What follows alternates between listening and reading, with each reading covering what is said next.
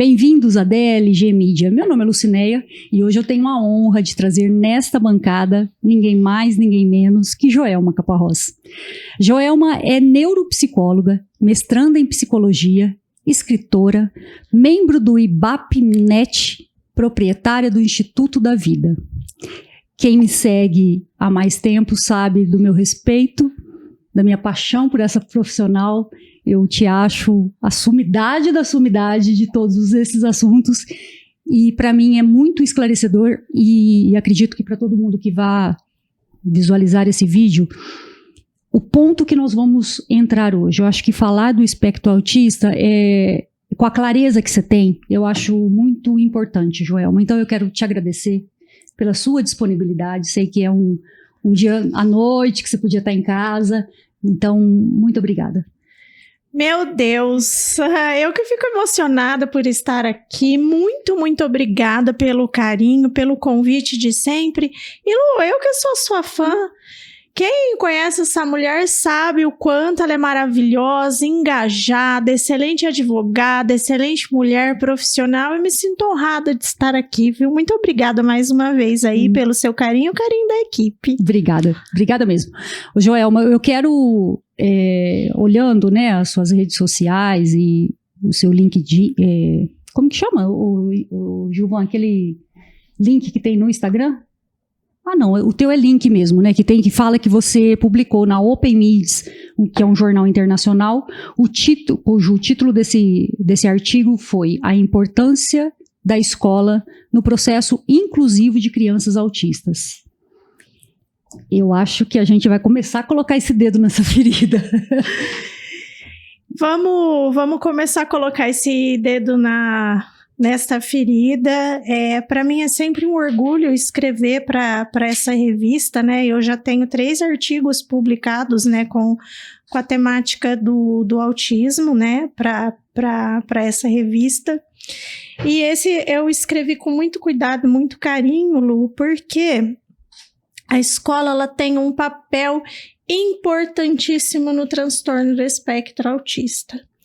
E, infelizmente, a gente ainda tem muito que caminhar, temos que capacitar esses professores, né, para receber essas crianças, para, né, fazer um trabalho realmente eficaz que dê aí um resultado para a gente chegar no resultado juntos, né, esperados.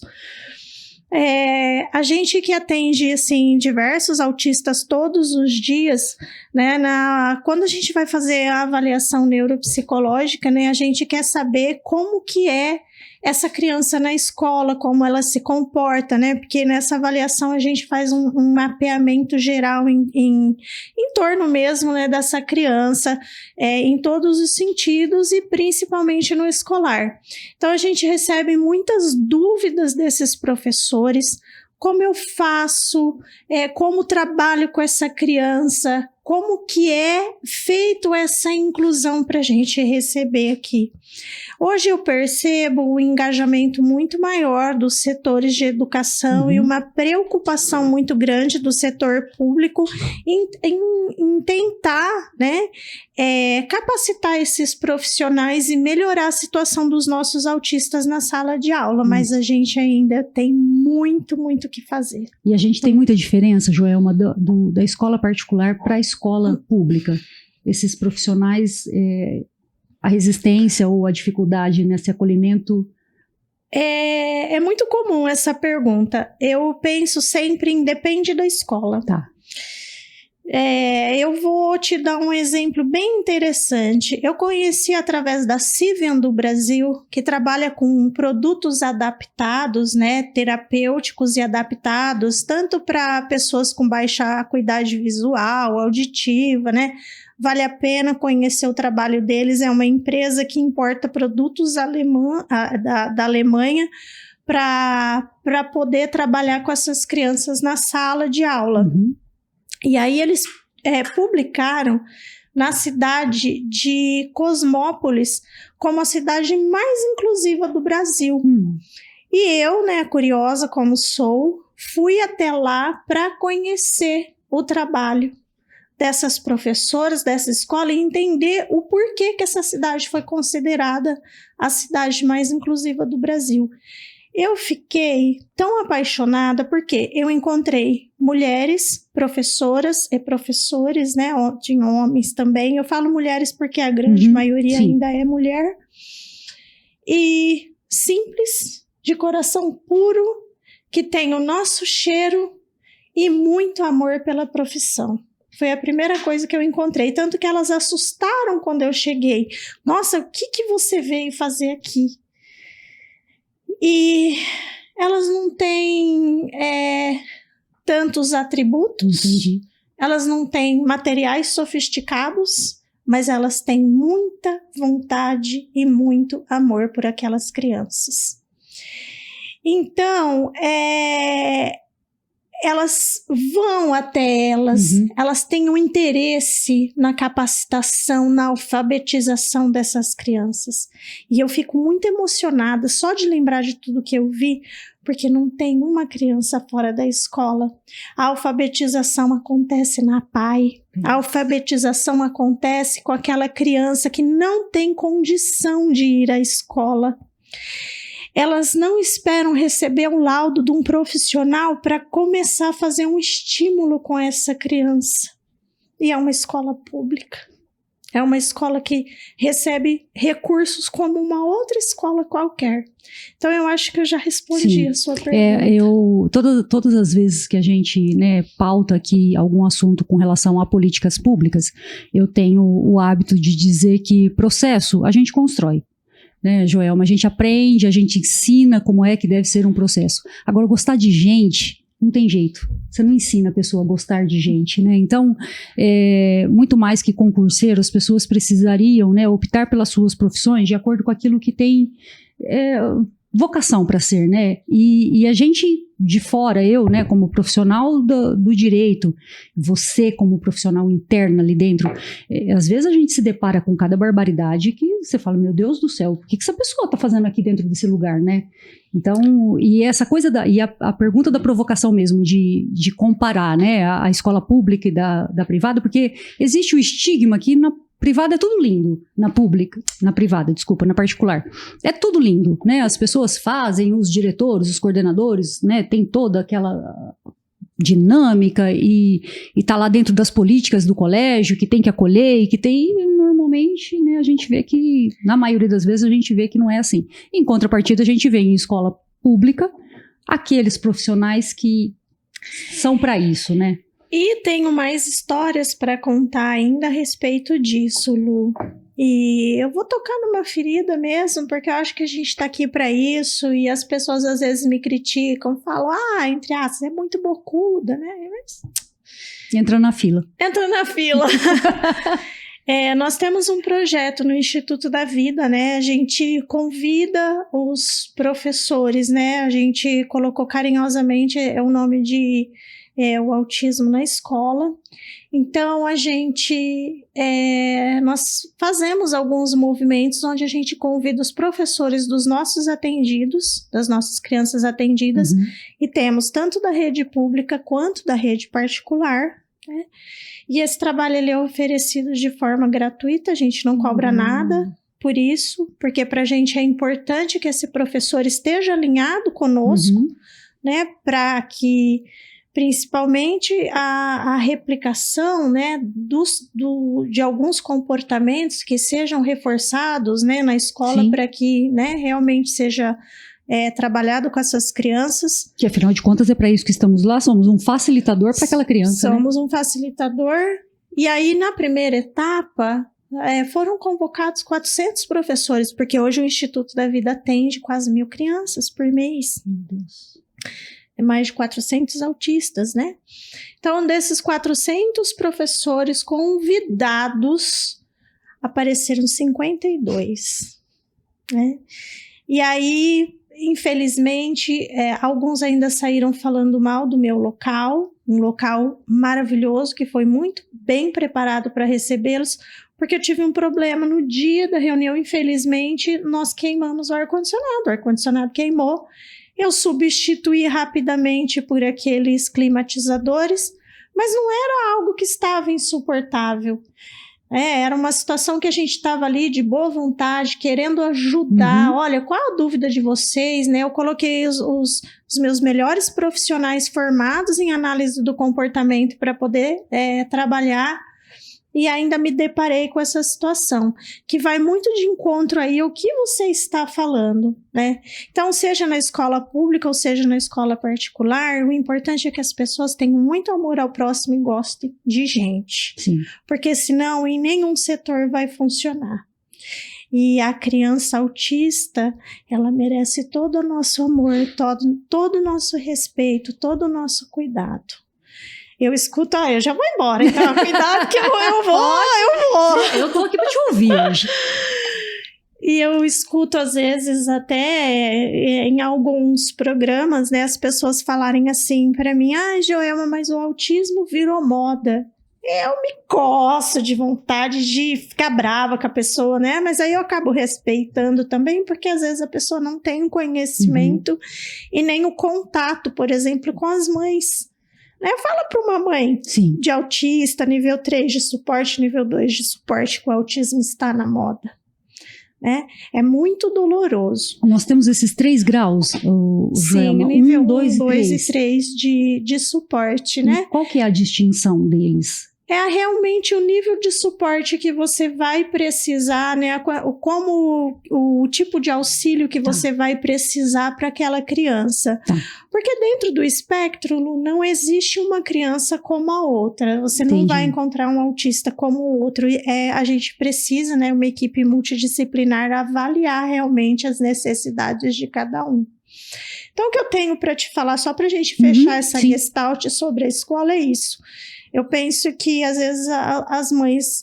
eu vou colocar meu filho numa escola particular. Eu tenho relatos na clínica de mães que trocaram de particular para pública e tiveram... A criança teve uma evolução muito boa, assim, rapidamente. E o contrário também. A regressão da criança é... Então, é importante que o pai vá até a escola, né, ver a metodologia, como que é feita essa inclusão, como que é feito esse trabalho, ver também se essa criança, se esse professor também tem uma articulação com os terapeutas que atendem essa criança, né, para poder elaborar o que a gente chama de PEI, né, que é o plano de ensino individualizado, né, precisa se observar tudo isso, conversar com um profissional, né, que... não que eu brinco, eu falo que as mães entendem tanto, né, sobre o assunto, né, elas entendem muito, porque quando elas recebem diagnóstico, as mães já correm para estudar muito, né, tem mãe que sabe tanto, mais até do que qualquer profissional, mas quem tem dúvidas que realmente converse com um profissional para poder ter um melhor direcionamento até na escola, porque é muito importante para a evolução dessa criança. Eu tenho... A minha irmã, ela é psicopedagoga. E eu vejo essa busca, né, junto aos coordenadores, aos professores, e a dificuldade que se encontram, né, no trato com esses professores, porque dá a impressão que você está ali só para passar a criança de ano, né? O importante para você é que a criança passe de ano. Não, é muito além disso. E as professoras já recebem esse profissional assim, armada, né? Do tipo, a criança é isso, e a criança é aquilo, e o problema é a família, e não sei o que. A gente precisa resolver o problema dessa criança. É todo mundo jogando a responsabilidade para alguém, né? E não chama essa responsabilidade para si, para a gente se organizar e resolver o problema.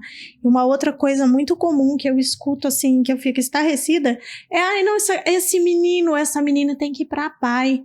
Todo o meu respeito e carinho pelas APAES, mas assim, o maior respeito e carinho do mundo mesmo, porque eu acho que aquelas mulheres, as pessoas que trabalham na APAE, pessoas incríveis, fantástico, o trabalho que eles desenvolvem ali, mas... a dinâmica não é. A dinâmica não é, né? O autista, né? Nesses casos que a gente está falando, não é para APAE, né? Tá. Então a gente precisa tomar cuidado, ficar alerta. Como que identifica? Claro que cada criança é uma criança, né? Mas e a gente vê muita coisa em rede social e às vezes é preocupante isso, né? É perigoso o que a gente vê nas redes sociais.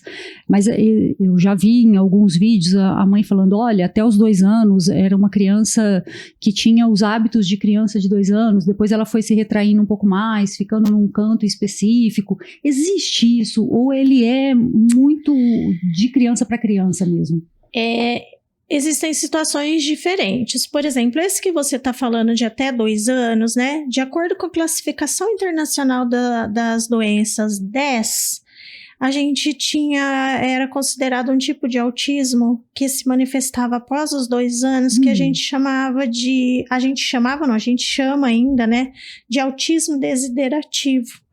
Que é aquela criança que vem num desenvolvimento normal e a partir dos 2 anos, às vezes ela para de falar, né? Ela começa a apresentar alguns comportamentos identificáveis dentro do espectro.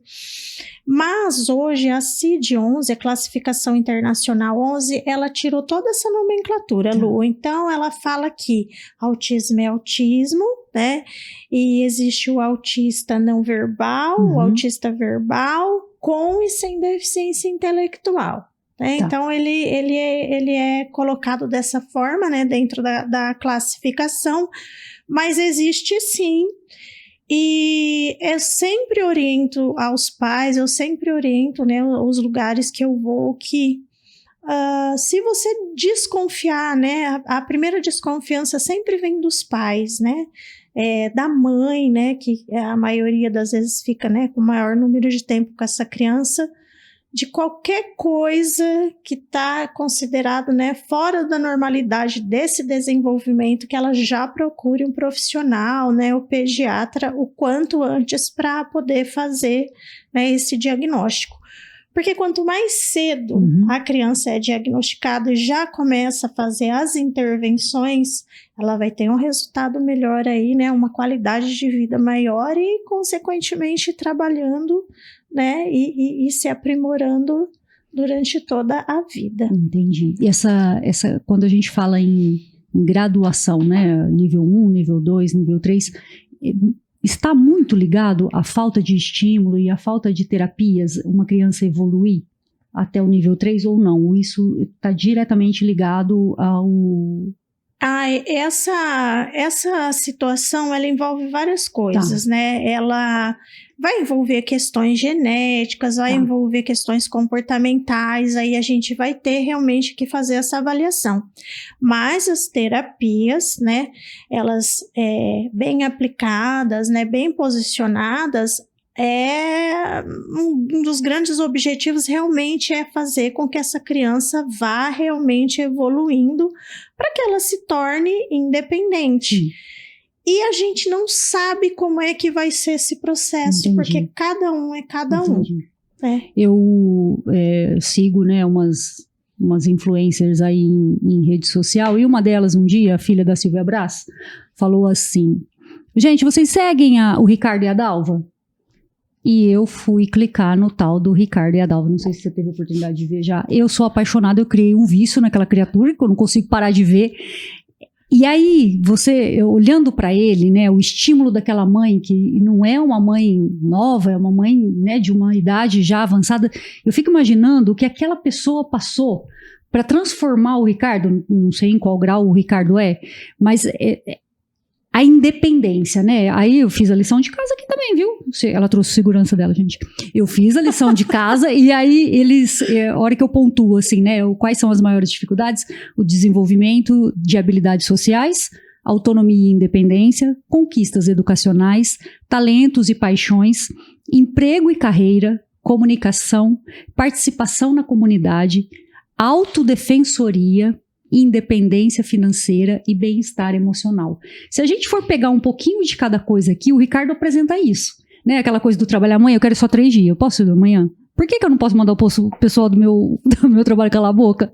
Então, é incrível aquilo ali. Eu fiquei apaixonada, queria ter a oportunidade de conhecer a mãe dele, mas, né, porque Uma pessoa acho que de aproximadamente 40 anos, imagina, o Joelma, o que era isso? E nós estamos nos preparando. Por quê? Porque os nossos autistas estão crescendo. Né? Vamos ter aí muitos autistas adolescentes, né? Adultos. Então, a gente está começando a fazer esse trabalho agora, né? Para realmente conseguir entender, né, cada vez mais como é que funciona aí essa dinâmica. Trazer essa autonomia para eles. Porque né? se você for parar assim para pensar, o autismo, né, ele tem 100 anos. O primeiro autista, né, que teoricamente foi diagnosticado, a gente não fala mais, né, com síndrome de Asperger, morreu há pouco tempo, com 89 anos. Quando eu ainda estava na faculdade, a gente tinha uma matéria que era psicologia do excepcional, e aí tinha, né, a questão do autismo, né, ali dentro, classificada e tal, mas a gente não tinha essa noção, sabe, tão grande, esse conhecimento tão grande, uns materiais para a gente poder trabalhar, para a gente poder, né, avaliar. E hoje, cada categoria dessa que você está colocando aí, a gente consegue avaliar de forma individual, através de escalas, né? Então, a gente consegue fazer o que a gente chama de PEI, né, que é deu branco agora. Fala, nossa!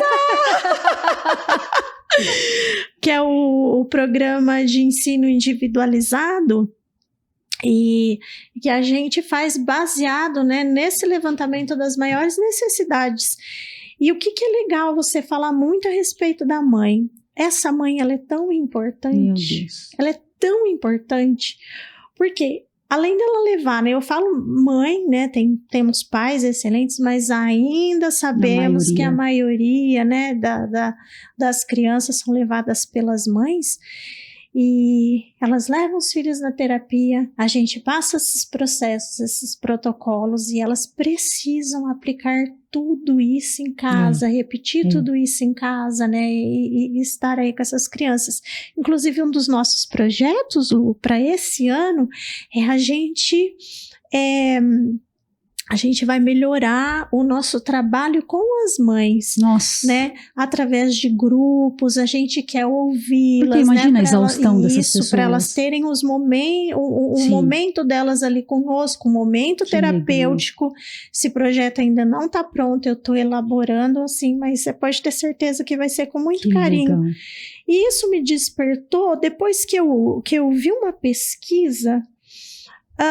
Eu não lembro agora o nome do autor, mas eu achei tão interessante. Ele fez uma comparação dessas mães de autistas, o estresse que elas ficam nesse dia a dia árduo de trabalho, ele comparou ao estresse das pessoas na guerra. Meu Deus. Né? Então, não é só o autista, a gente precisa também cuidar dessa mãe para ela estar bem, para poder cuidar dessa criança. Porque é o que a gente sempre fala, né, Joel? Uma pessoa... A nossa rotina já não é fácil, né? A nossa rotina a gente acorda, a gente tem casa, a gente sai para o trabalho, a gente volta do trabalho, tem pessoas que têm filhos, buscam na escola, levam na escola. Agora, você imagina ter essa sobrecarga, né? O desconhecido. Primeiro, lidar com o desconhecido, porque, né, até construir essas terapias, até procurar, até se identificar com o profissional, né? Tanto a criança quanto a mãe, a pressão em cima dessa mulher Gente, é que Deus não dá. O pessoal fala que Deus não dá carga maior para quem não dá conta de carregar, mas eu não sei se eu teria essa estrutura, sabe? Porque eu já vi, tanto com autismo ou com pessoas com deficiência, você olha aquela mãe que veio de outra cidade, foi num ônibus, montou, pegou essa criança, carregou a cadeira, tirou a cadeira, levou para terapia, fez a terapia, voltou para casa. Ela chega em casa, ela ainda tem outros filhos, ela ainda tem uma casa para cuidar, ela tem um marido para cuidar. Onde fica ela nessa história? Não cabe, Joelma, não tem. Eu acho assim, eu acho tão intenso a coisa do autista, né, o tratamento dele, porque a hora que ele confia numa pessoa, é aquela pessoa, né, e dá a impressão que a mãe é essa fonte dele. E o Ricardo traz isso, né? Porque a hora que ele vai desabafar, que ele desabafa com a mãe, que ele que ele entra sempre no quarto e ele fala isso, por que eu não posso comer isso? Por que eu tenho que comer aquilo? Por que eu não quero isso? Por que eu tenho que trabalhar? Você fala, cara, e ela? Como lida? E ela lida com uma leveza, né? Claro que hoje ela fala, né? Ela dá testemunho dizendo que foi muito difícil, mas que e ela provoca ele, né? Ela provoca ele constantemente. O porquê? Por que não? Por que eu não posso chamar fulano de vaca? Me chama de vaca. Não, você eu não posso chamar de vaca. Vaca. Não, você eu não posso. Então, ela provoca isso nele. E eu tenho, assim, fiquei apaixonada mesmo, sigo mesmo, mas eu faço... A gente vê que é uma condição financeira diferenciada, né? É uma família bem estruturada, então, não que seja mais fácil, mas, né, tenho recursos para isso. Agora, eu tenho mães que não têm recurso para isso, né? Essa mãe, ela precisa alguém olhar por ela. Ela precisa alguém olhar por ela e a gente sabe que a rede pública de saúde não está preparada para receber as nossas crianças autistas. Não. As últimas pesquisas, elas são bem assustadoras, né? As pesquisas americanas, elas dizem que a cada 36 nascimentos, uma criança, né, nasce aí com o espectro. E tem alguns pesquisadores que falam que no Brasil essa situação é um pouquinho diferente, que ainda o número, né, acabaria sendo reduzido. E eu tenho contato até com um médico que eu gosto bastante, que tem, assim, algumas fontes, né, que falam que aqui no Brasil seria entre torno de 33 a 34 nascimentos, mas a gente não tem isso muito bem catalogado. Agora eu te pergunto, quantos desses têm acesso aos planos de saúde? Onde estão? Né? Onde estão? Como é que as outras do SUS, né, pessoas que às vezes não têm condição de ter o esclarecimento que a gente tem, como que estão sendo feitos esses diagnósticos, como que estão sendo feitos esses encaminhamentos dessas crianças? Porque quanto mais cedo a gente começa as intervenções, né, mais uma vez elas vão realmente evoluir, né? As terapias são para isso. Então, eu percebo um movimento bem importante, interessante, né, vindo de várias políticas públicas, projeto disso, projeto daquilo, projeto disso, mas esses projetos não podem ficar só no papel, né, doutora? Eles realmente precisam acontecer, né? Essa criança precisa ter assistência. Você sabe que essa é a minha bandeira, né? Essa coisa da política pública me incomoda muito, porque a gente vê umas plataformas, né? Uma turma dizendo, olha, gente, tem direito, igual aqui, né? Eu tirei em algumas... Tô falando pra você que eu fiz a lição de casa? Ó. Eu acho que a mais interessante pra gente pra gente não, né? Para os pais de alguma criança com espectro, isenção do IPVA. De tudo que eu procurei, é a única coisa palpável que você fala assim, não, de fato essa família vai ter esse benefício de ter isenção do IPVA se tiver um carro por conta da locomoção dessa criança. O resto é para inglês ver. Vou começar. Portaria Interministerial de 2011. Estabelece diretrizes para o cuidado das pessoas com TEA no âmbito do Sistema SUS de Saúde. Ponto. 2012. Aí vem e cria... Em 2012 cria a Lei Berenice Piana. Quem é a Berenice? Berenice é a mãe de 3 filhos, o caçula autista, o que motivou a luta na defesa das pessoas com esse transtorno. Por conta disso, ela idealizou a primeira clínica de escola de autista implantada no Brasil, em Itaboraí, Rio de Janeiro. Em 2014, além de participar da criação dessa lei em defesa dos autistas em vários municípios e estados brasileiros, ou seja, criou a lei, tá bom. Aí a gente vem em 2012 também garante a prioridade no atendimento às pessoas do TEA no serviço de saúde, educação e assistência social. Qual prioridade é essa? Porque se você não consegue mapear onde estão essas pessoas, que prioridade essas pessoas têm? Se ela não tem prioridade na escola, porque você não tem atendimento. Se ela não tem atendimento nas UBSs, né? Vamos lá na UBS. E tão pouco na assistência social, porque se nos outros 2 não funciona, a assistência não é ela que vai dar conta desse recado. Que atendimento prioritário é esse? Então é lindo a pessoa falar, olha, vamos lá fazer como chama? O colar de girassol. Vamos fazer uma lei, né? É lindo isso. Aí você identifica a pessoa e você faz o que com aquela pessoa que tá ali? Usando o colar? Mais nada, é só isso que você precisa. E aí piora, porque aí 2015 cria o Estatuto da Pessoa com Deficiência, que não é específico para o autismo, mas reconhece como deficiência e garante direitos de acessibilidade, inclusão social, educação inclusiva. 20. Na mesma lei lá de 2012, inclui a obrigatoriedade de fornecer informações sobre o TEA no censo demográfico. É a mesma coisa que a dengue, isso daqui, né? Você falar para a pessoa assim, você bate lá, você fala, a senhora já teve dengue? Vou aí no quintal da senhora. Não, mas se eu começar a pontuar muito isso lá na prefeitura, eles vão ver que está tendo muito caso de dengue. Não posso, porque o meu município, ele é referência em tá no 2º, 3º, 4º, 10º lugar, não pode ter muito índice. Então, vamos falar que só tem 2. Então, Joelma, nós estamos falando aqui de coisas que não são palpáveis. E ainda nós temos, graças a Deus, né, o Marcos Mion da vida, que batalha incansavelmente por essas políticas, mas que também... Ai, aquele filho fofo. Joelma, e aquele menino? Eu queria chegar nele mesmo. O Romeu, quando eu comecei a seguir o Mion, você percebia que ele tinha, né, algumas limitações. Ele vem regredindo. É isso, é regressão, esse é o nome que se dá? Porque assim, você vê que ele vem atrofiando as mãozinhas dele, né? Você olha e fala, cara, não é possível. Porque pensa o tanto de estímulo que aquele menino tem. E... é aquilo que eu falei para você. A gente não sabe ao certo. Como evolui, né? Como que vai evoluir. Às vezes... né, eu acredito que o Mion realmente tem aí à disposição dele um dos melhores profissionais ou os melhores até do país, né, mas a gente nunca sabe. Entendi. E a gente precisa ver também quais outras comorbidades que acompanham isso, por isso que cada um é único. E a gente vê lá na clínica, né, eu sempre vejo e vibro assim pelas evoluções.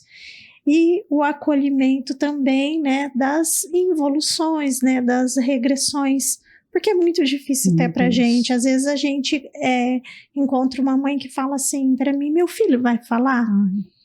Aí eu choro, porque eu olho para ela e falo, mãe, eu não sei se seu filho vai falar.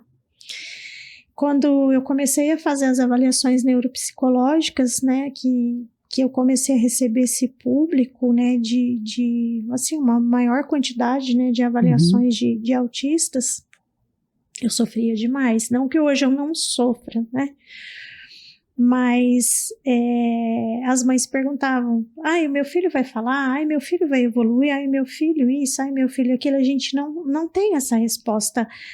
Hoje eu vejo que as crianças que estão com a gente há 4, 5 anos, a gente consegue ver que cada um evoluiu de alguma forma. Alguns sim começaram a falar, né, através do tratamento com fonoaudiólogo, também os estímulos.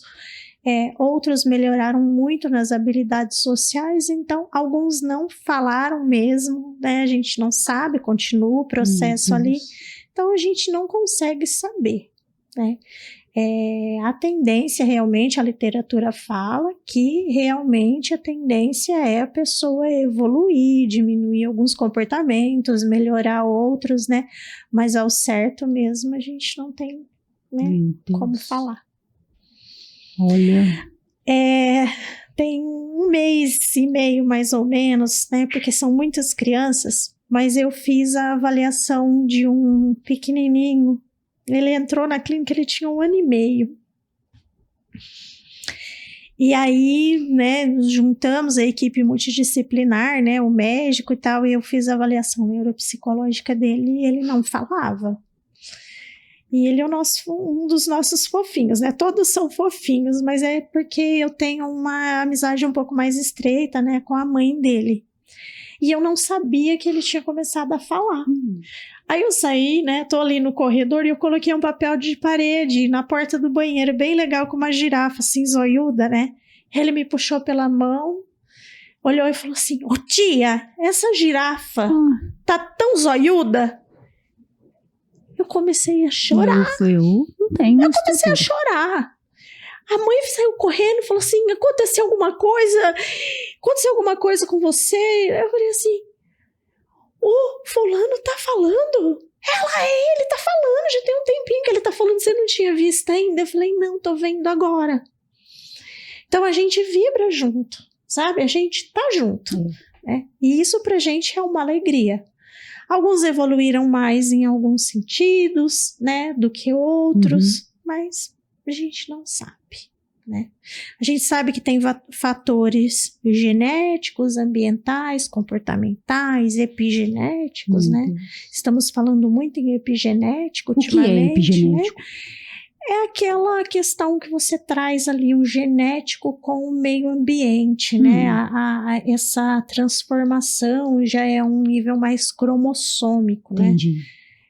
Essa mudança é um pouquinho mais cromossômica. Então, a gente está vendo aí algumas pesquisas se despontando, né?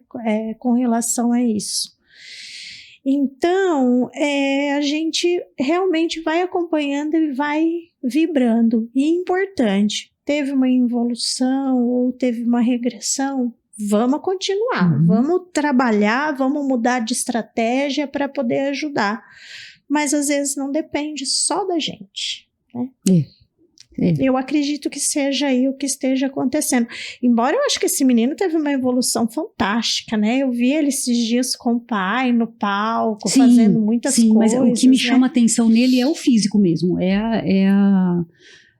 olhar nele e ver que ele tá, a mão, ele já não consegue, ela tá um pouco, né, ele não tem mais o movimento, né, você vê que ele tá atrofiando, e de repente também é outra coisa, né, de repente tem algum, é o que você disse, tem pode ser, né, algum problema. Mas essa coisa dele ir, né, dele cantar, porque ele queria cantar. Sim, nossa, achei lindo. Não, o Marcos, eu acho que se ele teve uma missão nessa vida é ter sido o pai do Romeu. E ele tem consciência disso, né? Graças a Deus. E a voz dele é a voz. Só que é isso, a gente precisamos de mais Marcos Mion, né? E tudo bem que tá lá, é o cara que tem voz na Rede Globo, mas não dá pra minha turma daqui de Rio Preto querer achar que o problema daqui é só dar um colar, né? Não é, né? Aqui a gente precisa botar a mão na massa, né, gente? Eu fico olhando. Assim, quem tem convênio, quantas vezes precisa entrar com liminares para conseguir, né, que o filho seja atendido, né, pela equipe necessária.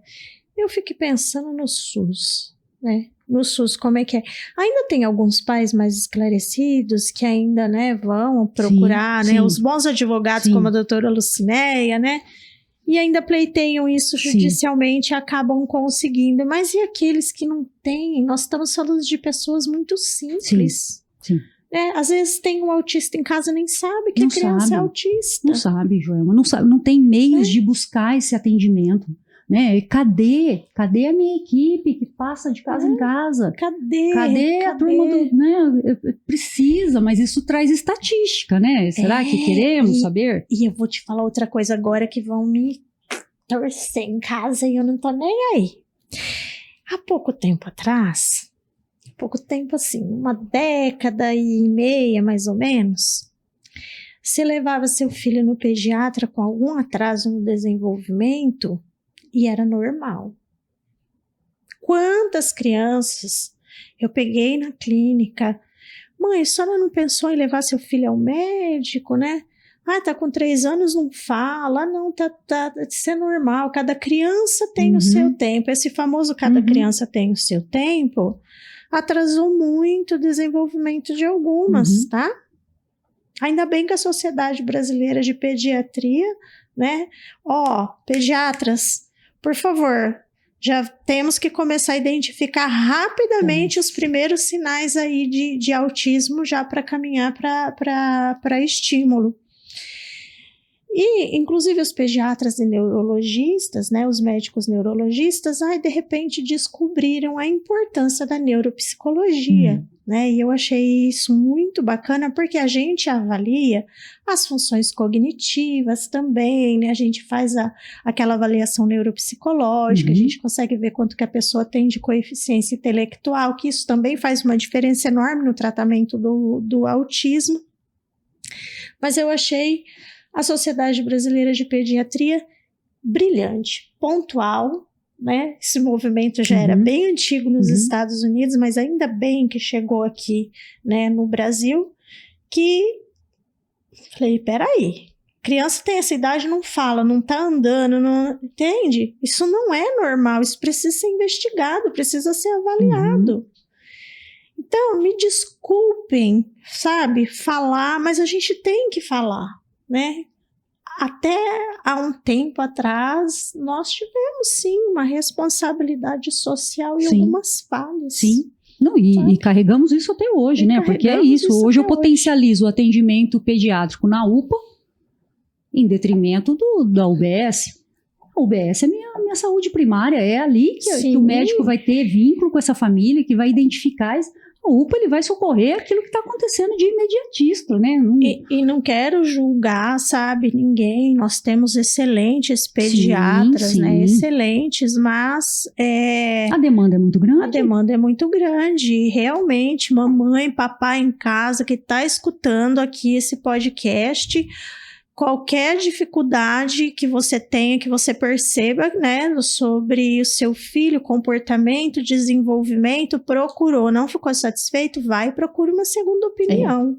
Eu acho que a gente precisa motivar isso, né?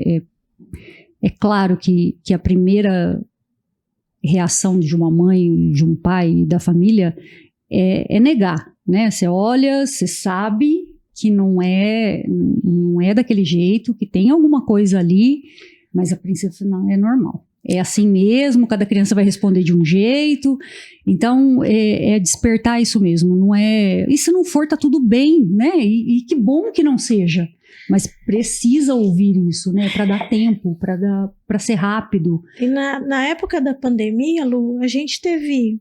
muita dificuldade de fazer o nosso trabalho, né, da parte, né, do diagnóstico psicológico, embora as pessoas falam, o psicólogo não pode dar diagnóstico, o psicólogo pode dar diagnóstico, nós temos várias resoluções falando sobre isso, inclusive a atual, né, que é a resolução 06 de 2019, mas o correto realmente é que o autismo seja diagnosticado por uma equipe multidisciplinar. Né? Aí fica lindo, né? Cada um na sua área se juntando e realmente chegando aí nas conclusões. Mas na época da pandemia, a maioria dos autistas tem a dificuldade, né? A habilidade social comprometida. E aí os pais vieram para o consultório e essa criança não estava na escola. E a escola, ela é um marco importante para a gente saber como que é a socialização, como é que ela brinca e tal na escola. E a gente não tinha isso para avaliar. Em todos os casos, eu segui um protocolo da USP. Olha, não podemos fechar nada, o neuro falou isso também, né? Vamos colocar para estímulo? Mais tarde, a gente avalia. E precisa ser assim. A gente está com dificuldade para olhar e entender. Pode ser realmente que não seja, mas pode ser que seja. Sabe por quê? Porque esse estímulo só vai fazer bem. Mesmo que a criança esteja com atraso, aconteceu alguma coisa, mas esse estímulo só vai fazer bem. Então, por que não? E não é fácil realmente a gente receber um diagnóstico desse, né? Um pai e uma mãe, a gente gesta um filho perfeito. E aí, de repente, meu filho é autista. E aí é um tabu, né? A grande maioria das pessoas pensa que autismo é uma doença, o autismo não é uma doença, autismo é um transtorno, né? Por isso que ela é chamada até de espectro, né? Que tem várias coisas envolvidas, mas os pais precisam ser fortes e entender, né, que o filho vai precisar de um tratamento diferente, mas que ele é o filho deles, que é uma criança igual às outras, né? E eu os entendo, eu os entendo porque meu filho tem TDAH. Quando nós fomos fazer a avaliação neuropsicológica dele, né, lógico que por ética eu escolhi outro profissional. Aí ela falou pra mim, falou, seu filho tem TDAH, mãe. Imagina, você tá louca? O meu não. Meu não tem TDAH, imagina. Chorei. E, na verdade, eu sabia. Mas é claro que eu não quis ver, porque dói, a gente gesta um filho perfeito. Mas a partir do momento que, olha, filho, agora a gente vai encarar isso, nós vamos fazer um trabalho legal, ele teve uma melhora tão importante, tão significativa, que vale a pena a gente investir, né? Vale a pena a gente cuidar, vale a pena a gente seguir juntos. É o bem-estar dele, né? Porque senão ele vai sofrer, né, Joelma? Qualidade de vida. É aquela briga constante, tem alguma coisa errada, eu não consigo me concentrar, né? Aquela loucura. Eu tenho histórias ótimas para contar sobre ele, Meu Deus. E não estou aqui expondo meu filho. Ele me autorizou a dar o exemplo dele até para motivar outras mães que acham que às vezes a gente, né, não passa por isso em casa, não entende o que ela vive, né? E eu acho assim, né, a gente, assim como em qualquer profissional, qualquer profissão, o cuidado, né, Joelma? A gente também vê, em contrapartida, profissionais laudando criança aí que a torta e a direita, que você fala assim, caramba, como assim? Então, cuidado, né, na escolha desse profissional. Você também não precisa fechar o diagnóstico com o primeiro profissional. Entendeu, não gostou, não acreditou, procura um próximo, né? Uma segunda opinião, né? Eu acho importantíssimo, porque vem uma...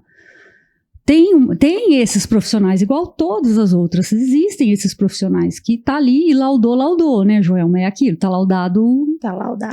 Né? Então, eu sempre falo isso para os nossos clientes, quando a gente é procurado com isso, peça uma segunda opinião, vamos entender como é, porque depois que laudou, aí o caldo entorna, né? Então... E que as pessoas que são esse tipo de profissionais que têm uma responsabilidade, né? Se vocês... Ai, que delícia, ela fala entorna, o caldo entorna, é das nossas, uhul!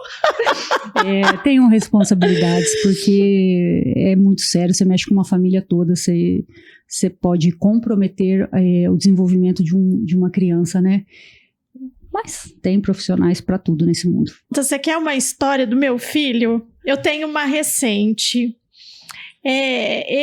a gente quando toma o remedinho para o TDAH, a pessoa que toma, né, acho que qualquer remédio, né, de uso contínuo precisa estar sempre fazendo um check-up, né, a dosimetria com o psiquiatra para saber se está tudo ok ali, né, ou com o neurologista, que são assim os profissionais que cuidam, né, mais dessas patologias.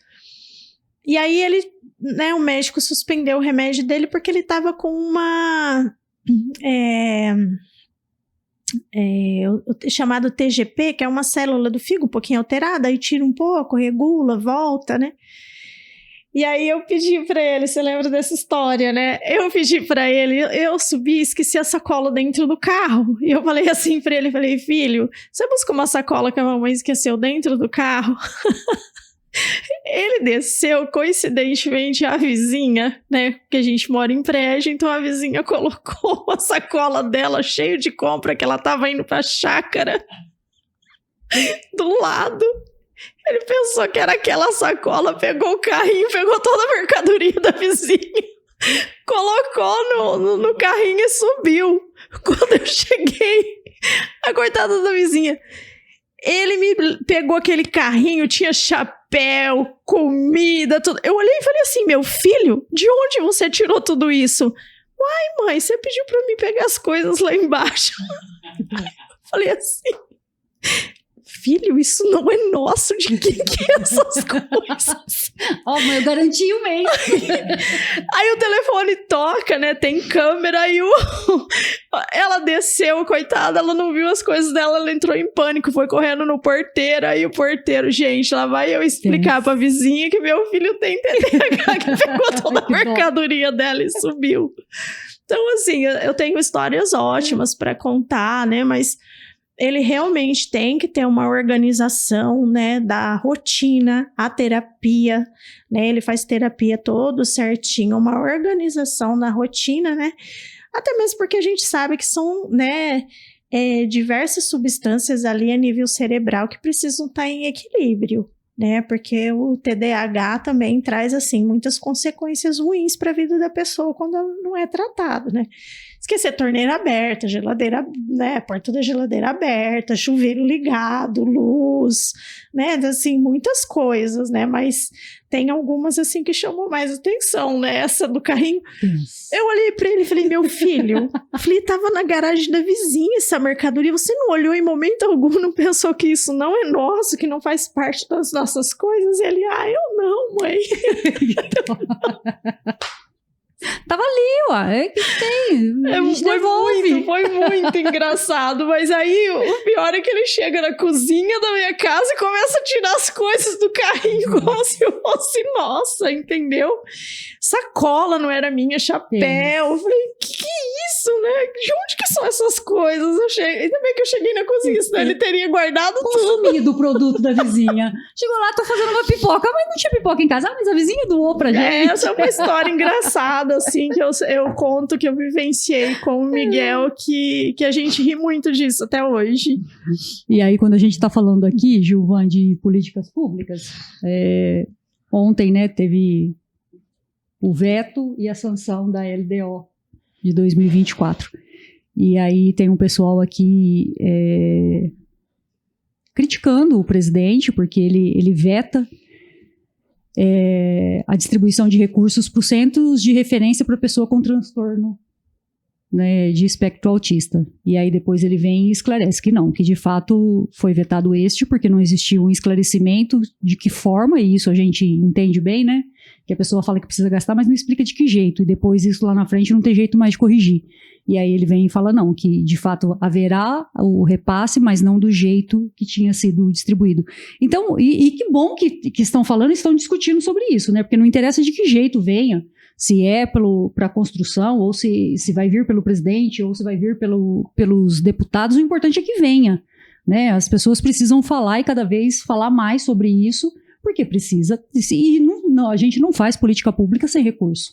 Então, ele deve estar percebendo que uma ação judicial envolve um processo licitatório, que a licitação fica mais cara, né? Sim. Então é mais barato público, destinar, né, o dinheiro do que criar, né, o centro. E a gente sabe, né, Joelma, eu vivi na época da saúde as construções e as qualificações dos CAPs, né?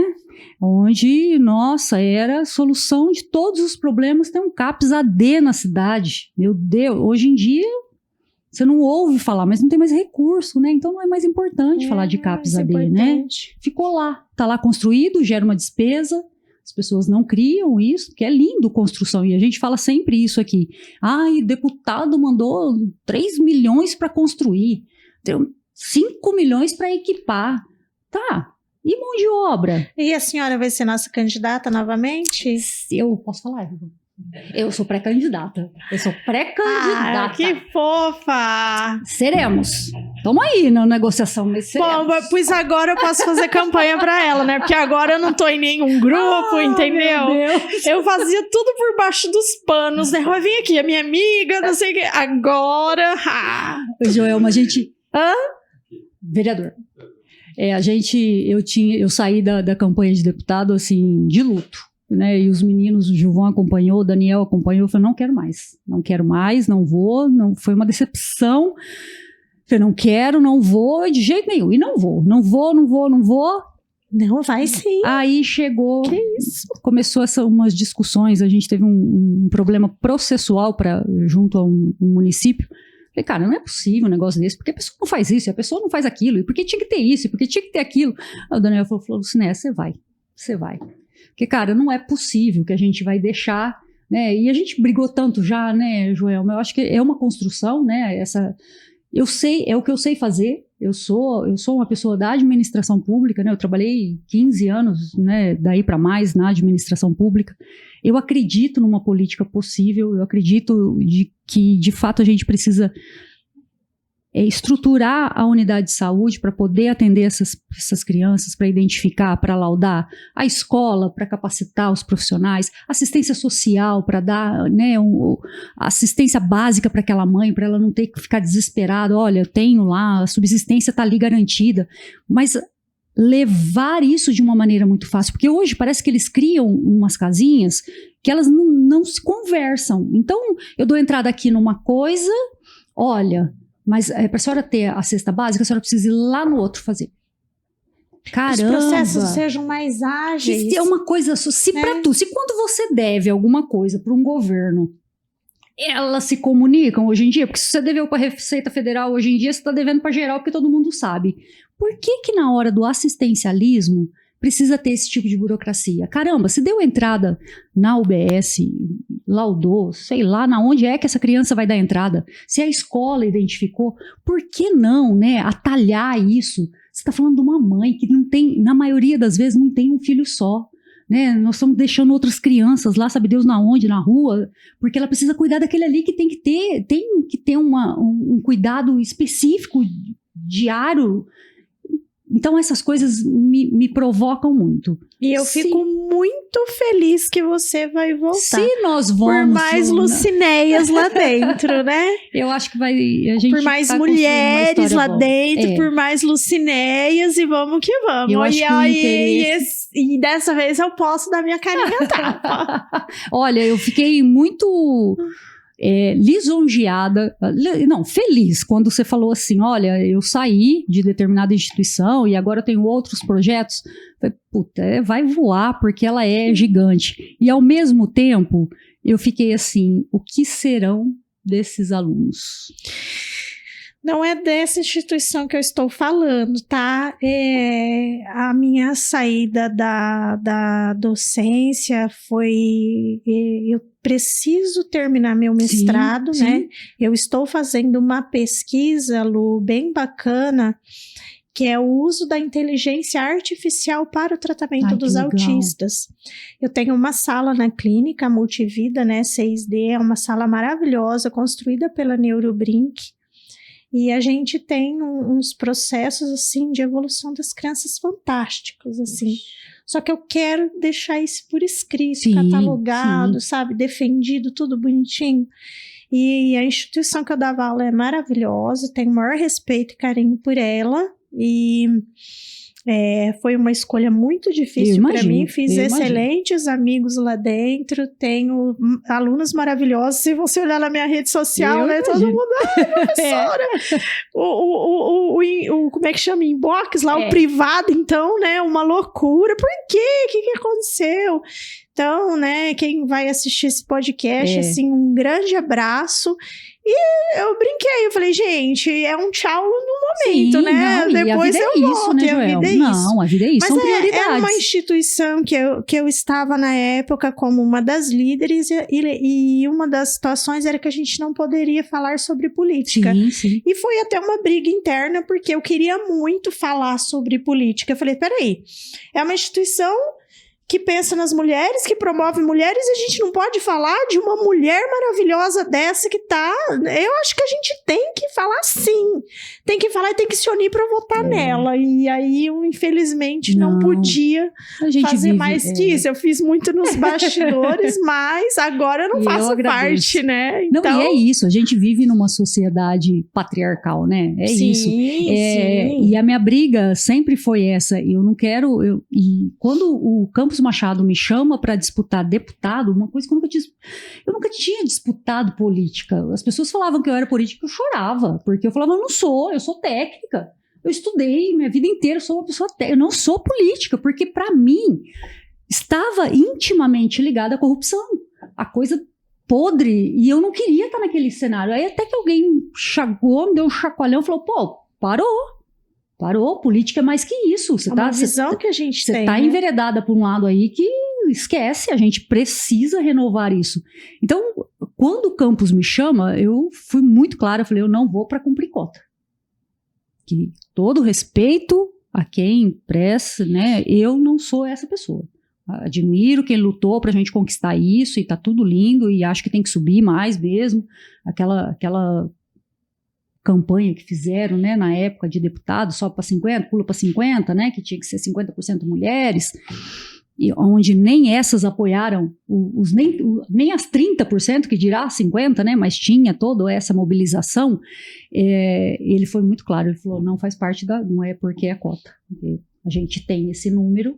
Então, eu acho que é essa imposição, sabe? Hoje de manhã eu tive uma reunião ontem com uma amiga e falávamos disso e as pessoas falam assim, as pessoas acham que é muito fácil. né, que você chegou ali agora e que tá tudo bem, que é só disputar uma eleição. A pessoa precisa passar pelo processo, né, Joelma? É muito doloroso passar por uma eleição. Você deixa a sua vida, eu deixei no escritório, sabe? Você começa a retomar, você larga a sua família, você deixa de viver, porque você tem que cumprir algumas coisas, mas com um objetivo. Cada lugar que a gente chegava, assim, na periferia de Rio Preto, porque minha mãe é de lá, eu conheço aquilo lá, eu sei o que é aquilo lá. Então você chegava e as pessoas te identificavam como alguém dali, e uma adolescente olhava para mim e falava assim, cara, quando eu crescer eu quero ser igual aquela mulher. Para mim é isso. Se eu tirar uma dali, valeu a pena já. Que coisa linda. Então, quando a gente fala que a gente quer mesmo, a gente quer ir onde tem mulheres, e eu não quero ser essa coisa pragmática. Eu quero que as pessoas olhem, eu não quero ir lá e falar assim, olha, é direito da mulher, artigo 170, é direito da mulher. Não, eu quero dar exemplo para ela, né? Aquele que a gente falava um pouco antes de começar o podcast, é disso, elas precisam entender que a vida é mais que isso, né? Minha vida não é fácil, nunca foi fácil. E nem por isso a gente tem que desistir. Vida que segue. Se os meninos vão deixar, eu vou. Se eu não sei isso mesmo, acho lindo. Agora você já passou pelo processo, você já virou borboleta e vamos que vamos, minha filha. E agora você tem mais amigas. Ai, graças a Deus nós vamos fazer barulho agora. Graças a Deus. Agora eu posso colocar santinho. Nossa, eu vou fazer uns botões desse tamanho assim. Eu posso falar nos podcasts, na TV, no Instagram, em todo lugar. E olha que eu ainda me arrisquei. Ai, meu Deus, vou puxar minha orelha lá, mas eu não tô nem aí. Vambora. Eu queria que você deixasse uma mensagem de encerramento para os pais. Mas já acabou? Já acabou, você pensa? Eu tô com ela e já acabou. Você pensa que nós falamos 1h30. Eu não quero ir embora, eu quero ficar mais com ela. Não, esse é o primeiro episódio, querida. Não, nós estamos falando de espectro hoje. Isso? Nós temos outras coisas para falar. Temos tanta coisa para falar. Bom, primeiro eu quero agradecer, né? Você, seu carinho, agradecer o convite da equipe aí, né? Toda estruturada. E eu quero dizer para os pais que vocês são maravilhosos e que vocês continuem essa luta porque ela vale a pena. Nós estamos juntos, né? Quem está lá com a gente na clínica, nós não somos perfeitos, estamos aí todos caminhando também, a gente também erra, mas a gente faz o possível diariamente para atender o filho de vocês com o maior carinho do mundo.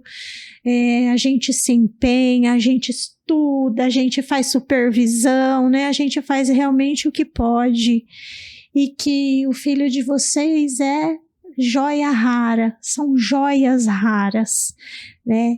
E que vocês não desistam nunca. Eu sei, eu entendo que muitas vezes não é fácil, né? Eu entendo o choro, eu entendo às vezes um desespero, eu entendo a angústia, mas vale muito a pena, né? Quando a gente olha para aqueles sorrisos, né? Para aquelas devolutivas maravilhosas que eles nos dão, eu imagino a alegria de vocês em casa. E é isso que importa, né? Sempre. Fiquem todos com Deus. Muito, muito obrigada mais uma vez pelo carinho. Beijo para vocês. E eu quero agradecer, né? Eu começo esse podcast e eu termino esse podcast agradecendo a Joelma, profissional, mulher, mãe. Eu tenho eleitora dela. É a minha cabo eleitoral. Ela tem segurança, mas ela é minha cabo eleitoral, companheiro. Nós tá, eu sei. E eu queria muito que vocês tivessem a oportunidade de conhecer a Joelma um pouco mais.